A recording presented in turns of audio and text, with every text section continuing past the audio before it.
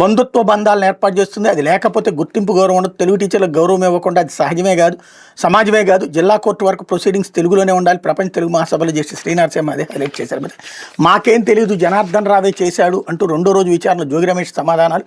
మొత్తం జనార్దన్ రావు పైన తోసేసే ప్రయత్నం నేటితో ముగిన జోగి బ్రదర్స్ కస్టడీ నేడు తంబళపల్లి కోర్టుకు తరలింపు అన్నటువంటి వార్తని హైలైట్ చేశారు. లేకపోతే సాక్షి సీమ ఎత్తిపోతల పనులు నేనే ఆపించా. ఇప్పుడు ఈనాడు చదివేశాం, జ్యోతి చదివేశాం. వాస్తవంగా నేను రోజు ఈనాడు తర్వాత సాక్షి తర్వాత జ్యోతి చదువుతాను. ఎందుకు ఆ రెండు పెట్టానంటే నిన్న అసెంబ్లీ వేదికగా తెలంగాణ అసెంబ్లీ వేదికగా రేవంత్ రెడ్డి స్పీచ్ పోనీ 1 గంట తర్వాత వచ్చిందంటే జనానికి తెలియదు అనుకోవచ్చు. 9-9:30 కల్లా వచ్చేసిస్తే అది వార్తే రాయలేదు వాళ్ళు.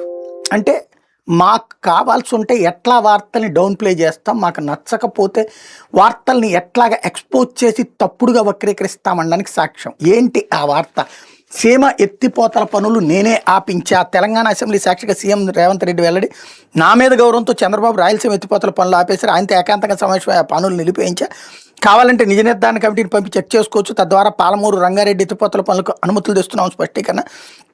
చంద్రబాబు వైఖరితో సీమ ఎత్తిపోతలకు మరణ శాసనం. ఆంధ్రప్రదేశ్లోని 5 కోట్ల మంది ప్రయోజనాలు తాకట్టు. బాబు తీరుపై విస్తుపోతున్న సాగునీటి రంగ నిపుణులు, రైతులు అన్నటువంటి వార్తని సాక్షి హైలైట్ చేసింది. ఈనాడు జ్యోతి మరి ఆంధ్రప్రదేశ్ అంటే వాళ్ళకి సంబంధం లేదనుకుంటున్నారు, లేదా ఆంధ్రాలో పేపర్ కొనే వాళ్ళందరూ వెర్రివేదవులు అనుకుంటున్నారు, లేదంటే ఈ వార్త అసలు వార్తే కాదు అనుకుంటున్నారు. రాయలసీమకు సంబంధించి అతి ముఖ్యమైనటువంటి రాయలసీమ ఎత్తిపోతల పథకాన్ని ఆపేసింది నా వల్లనే, నేను చంద్రబాబుని అడిగి ఆపిచ్చాను అని ఒక రాష్ట్ర ముఖ్యమంత్రి ఇంకో రాష్ట్ర ముఖ్యమంత్రి గురించి, ప్లస్ పోనీ వీళ్ళిద్దరు శత్రువులు కూడా కాదు. చంద్రబాబు నాయుడు, రేవంత్ రెడ్డి ఓ రకంగా ఒకే తానుకి 2 వైపులా ముక్కలు లాంటి వాళ్ళు. అట్లాంటి రేవంత్ రెడ్డి వాళ్ళ గురువు గారు అయినటువంటి చంద్రబాబుతో మాట్లాడి ఆపిచ్చానని చెప్తే అది రాష్ట్ర ప్రయోజనాలకి రాష్ట్రానికి ప్రయోజనమా నష్టమా? రాయలసీమ ఎత్తిపోతల పథకం ఆ వార్తే రాయలేదంటే వీళ్ళని ఏమనాలా, ఏం చేయాలా?